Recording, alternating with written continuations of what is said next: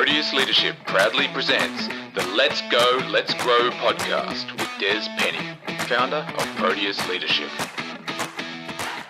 Hi everyone, welcome to the Let's Go, Let's Grow podcast. I'm Des Penny, and today I want to talk about who looks after the leader and how we can move towards our destiny rather than continuing to live in doubt. You know, one of the management leadership challenges we have is that the more we look after the needs of others, the less time we dedicate to our own personal and professional growth. Sound familiar? Well, unfortunately or fortunately, depend on where you are on the stress meter, the only person who can look after the leader is the leader themselves. So this being the case, we need to identify some key things that can be done to ensure that we don't implode or become unproductive and overwhelmed and then make wrong decisions for our lives and our leadership. So how can we look after ourselves and our state of mind effectively so that we don't just survive, but we are efficient and happy and remove that cloud of doubt, allowing us to see the way ahead more clearly? I'm certainly a long way from being there personally, but I'm working on it and have certainly taken some major steps forward in the past years as I've recognised that who I am and what I do is important and it has real value. So let me share with you 6 insights in this podcast that have helped me to take those steps forward, and I hope they encourage you to be brave enough to do the same in your own way. The first insight I had was the recognition that I had to begin to speak differently. Why? Because words matter. Did you know that being in leadership is an absolute privilege? And to be given permission to coach and direct people for the betterment of the organisation and for themselves is not a right, it's actually a great privilege. So ask yourself this question: how do I view my role? And what do I say to myself and others about it? Because things will never get better personally or professionally if we don't change what we're saying about our situation to reflect a positive situation. Because words really do matter. Have you ever had a conversation with someone who hates their job and hates life, in fact they hate most things, but isn't prepared to fix them? How do you feel during and after that conversation? Usually it's not good, I'm sure. Well, funnily enough, these people seem to have a self-fulfilling component attached to them, and often disaster, confusion and drama also tend to surround them. Remember this though, some people actually love the crutch of constant complaining, so don't get caught up in it or become that way yourself. Stop these conversations in their tracks, otherwise you'll find yourself saying and doing things that you're not proud of. And we've all been there. I'm a great believer that we should not only speak well of ourselves and others, but that we can actually speak things into existence if we believe enough and focus on the possibility, not the drama. Because our words do matter, but they can also destroy. And it's up to us to decide how and when we use them. I've had so many conversations lately with people who have expressed openly their lack of interest or desire to be where they are right now, or to do what they're doing. And I have to say that on many occasions it's been really disturbing and it's saddened me. But as I said before, some people couldn't live without the drama, but others simply don't know what to do or how to change their situation. You may not love everything about what you do, but as I've already said, as a leader you have been given the privilege of having input into people's lives. And often when we focus on others, we move away from some of the thoughts that consume our own lives. And you also have been given the privilege of making your life the best it can be. And yes, it is the leader who is responsible for the leader. So when we start to look past the daily annoyances and see the big picture again, we discover that it's an absolute privilege to be in a leadership role. And if you don't think that way, then maybe it's not the role for you. And you know what? Making that decision is okay too. Because words do matter, and so we need to choose them wisely, or maybe just say nothing. Unfortunately, right now, I believe we are creating a culture in society and in business that is becoming incredibly selfish and self-obsessed. And with that, we're speaking differently, which unfortunately often results in that self-fulfilling prophecy that I was talking about. But the only way that we will change a situation is by being conscious of what we say and making the decision to change the way we speak. Life doesn't just happen, we make it happen. We speak it into existence.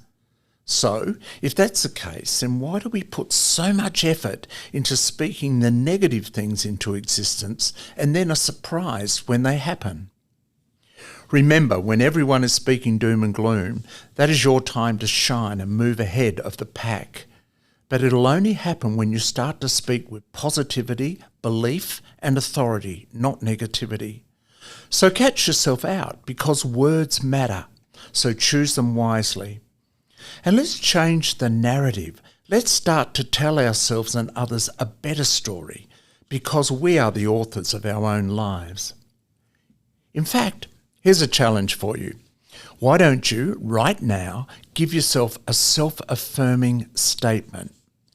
Give yourself some encouragement, and while you're at it, encourage someone else as well. It not only feels great, but it has the power to change culture and destroy doubt. My second insight is to take back the controls. To be an effective leader, we need to take back the control of many areas of our lives. But whenever people hear the word control, they immediately relate it to being controlling. That couldn't be further from the truth. A person who's in control of their life is a person who leads themselves to success and can coach and lead others to experience the same. They're accountable and they take responsibility, and they constantly move their life forward away from doubt and negativity.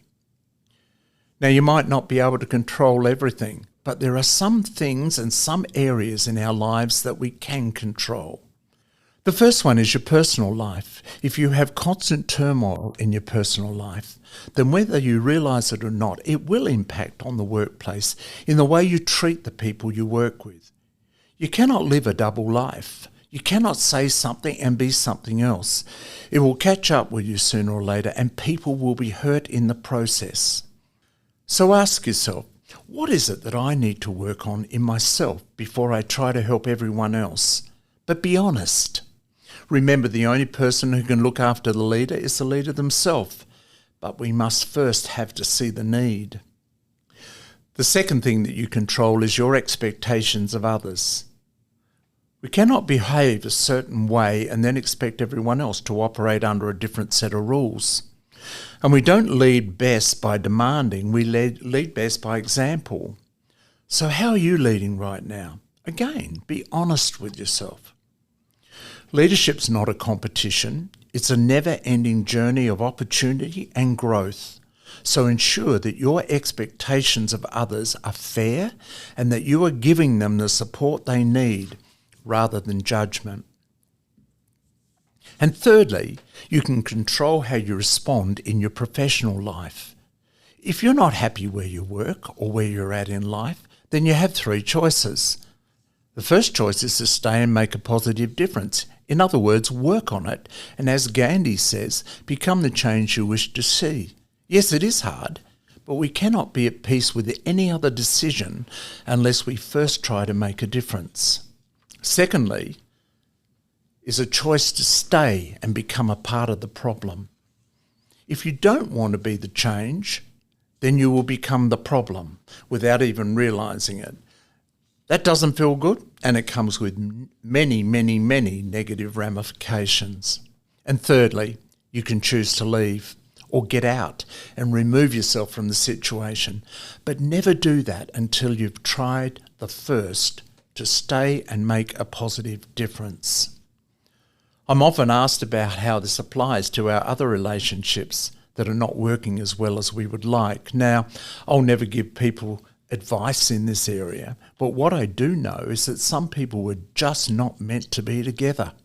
And when we need to force happiness, eventually it breaks our spirit, and that comes at a massive cost. So if you're going to be a successful leader or partner or friend, then you must try the first choice to stay and make a difference and give the situation everything that you can. And if that's not possible, then choice number 3 might be your next option, to leave with integrity. Because then you can leave knowing that you've tried everything you could to make things better and you can move forward with closure. Too many people become frustrated and then allow the problems and the negativity to consume them, and choice number 2 takes over. They become the problem without even realising it. That's when negativity kicks in and the way we speak changes. But if we do choose choice number 1 to make a difference, then it will demand that we take back the controls in 2 major areas, our emotions and our behaviours. So let's look at our emotions. It is okay to be emotional. In fact, to suppress our emotions will do far more damage than to let them out. But the key to displaying our emotions is to ensure that the appropriate emotion is displayed for the relevant situation or circumstance. And it's not the emotion that's the problem, but how we display it and the length of time that we allow this emotion to control our thoughts and angers. So let's look at our emotions. It is okay to be emotional. In fact, to suppress our emotions will do far more damage than to let them out. But the key to displaying our emotions is to ensure that the appropriate emotion is displayed for the relevant situation or circumstance. And it's not the emotion that's the problem, but how we display it and the length of time that we allow this emotion to control our thoughts and actions. If negative, the longer we stay within it, the more damage it will do.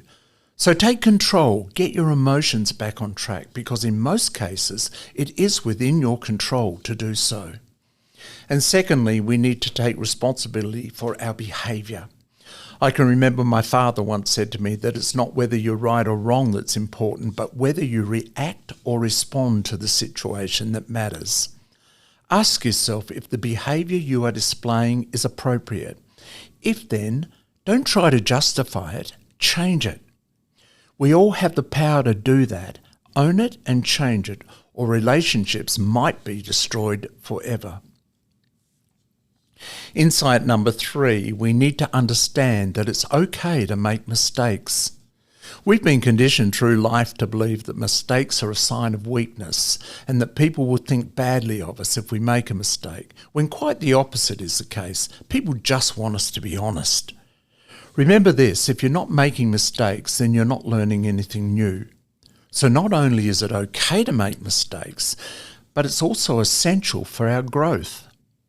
Great leaders make mistakes, and when they're honest about them, then they learn from those mistakes and grow personally, moving them on to better things. But growth also comes from admitting our mistakes and then being humble enough to ask for help. This is where respect is birthed. So mistakes are not a sign of weakness, they're a sign of someone having a go and wanting to learn something new and trying to make something better. The same applies in our personal lives. So many people let the mistakes of the past rob them of their future, rather than allowing them to prepare them for the future. And hindsight is a wonderful thing, but it's just not available at the time we're going through the situation. So deal with the things that stop you moving forward and embrace your past. You have a right to make mistakes, and no one else has the right to continually remind you of them, unless you fail to learn from them and continue to make the same mistakes. So learn from them and move on. Otherwise, self-pity and bitterness will take over, and that's a major barrier to success and fulfillment. One of my favourite quotes that you may have heard me mention before is, "Sometimes you win and sometimes you learn." The important thing to remember is that if we're willing to learn from our mistakes, then we will never lose. So sit down with yourself next time you're feeling that you have made a mistake and ask, what did I learn? And what won't I do next time? And what will I now do differently? Then get up and try again with this new information. Don't wallow or allow the imposter syndrome to take over. Remember, you're better than that. Life is a series of lessons, so let's learn them and be better next time. Insight number 4, we need to deal with personal attack appropriately. Let me tell you, if you're being brave and taking control or even trying to make positive change or try something new, you will be criticised. It comes with the territory. Usually this criticism will come from those who either just have a critical spirit or are jealous or don't have what it takes personally to try it for themselves. Sometimes there is no one at fault, and in fact, their comments may be based purely on perception. But realise this, the moment you start to take control of areas of your life and start to speak and think differently, or you start to take positive steps forward, you will upset people. Not because of what you're doing, but because of how it affects them. If you're not prepared for these attacks, then the best thing to do is either prepare yourself first, or stay where you are and do nothing. But that simply stunts our growth and they win again. But if people do criticise you, then process what they say and ask yourself, is it valid criticism? If so, then be honest enough to deal with it and then move on. Or is it unjustified criticism? And the only way to know this is by being honest and processing it. If it's unjustified, then put it in the bin where it belongs, because it's this type of criticism that has the most effect on our lives if we do not stop it in its tracks. So move on, because the longer we live within the criticism, the harder it is to get out and the more damage it does. Always remember that anyone who is brave enough to make a change in their own life or the lives of those they lead will be criticised. It is up to us to identify the type of criticism and deal with it effectively and then move on, because destiny is waiting. Insight number 5, life and leadership is more than just coping. Being an effective leader is more than just coping and being happy that you got through the week without total self-destruction. When we're just coping, again, we're not moving forward, and this is one of the most important characteristics of effective leadership, growth. And some of the things that can help us to grow and move forward are dealing with procrastination. Do the hard things. Procrastination is one of the greatest soul destroyers. Put processes into your life that stop you from procrastinating and stop justifying it. Secondly, get things out of your system. Don't hang on to things. Deal with them as soon as possible. The longer they go on, the larger the problem stays and the harder they are to fix. That simply means that you will waste a great deal of time fixing something that could have been dealt with far sooner and far more effectively. And thirdly, learn to relax. Indulge yourself without guilt. Treat yourself to a massage or a movie or something that's important to you.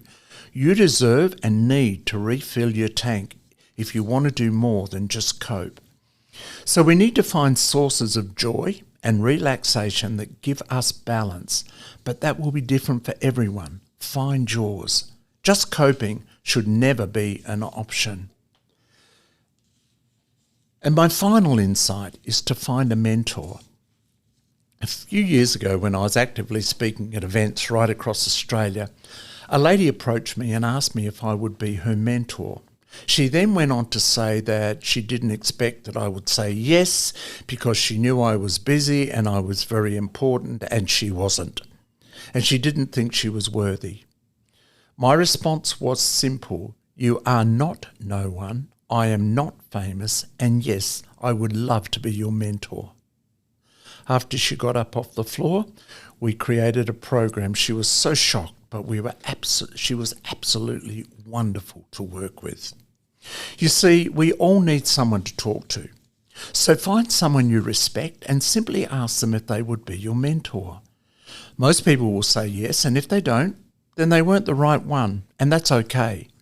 Find someone who will let you purge, but who will also let you discover solutions to the problems, and they won't just agree with you.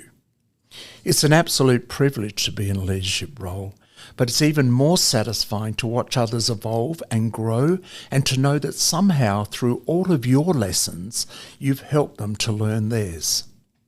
But remember, to be an effective leader, we must learn to look after ourselves first. And this starts by removing doubt, accepting opportunities, and constantly looking for ways to grow. And to do this, we often need help and guidance.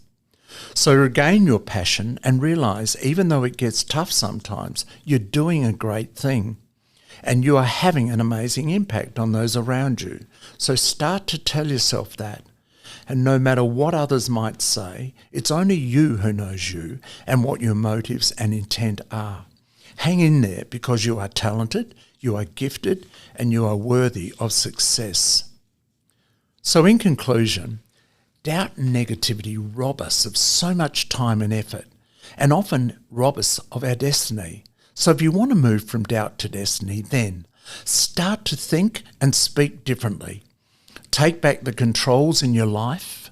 Recognise it's okay to make mistakes. In fact, mistakes are essential to our growth. Deal with personal attacks appropriately, because they will come. Don't just cope. Thrive and achieve, and say yes to opportunity more often. And seek out a coach or mentor, someone who has your best interests at heart and who will also be honest with you. So I wish you well as you walk the path of destiny that moves you forward and away from the doubt that holds you back. You've been listening to the Let's Go, Let's Grow podcast. I'm Des Penny, thanking you for listening, and I encourage you to sign up on your favourite podcast platform so that you can enjoy further episodes as they drop. If you've enjoyed this podcast series, then feel free to leave a review on your chosen podcast app.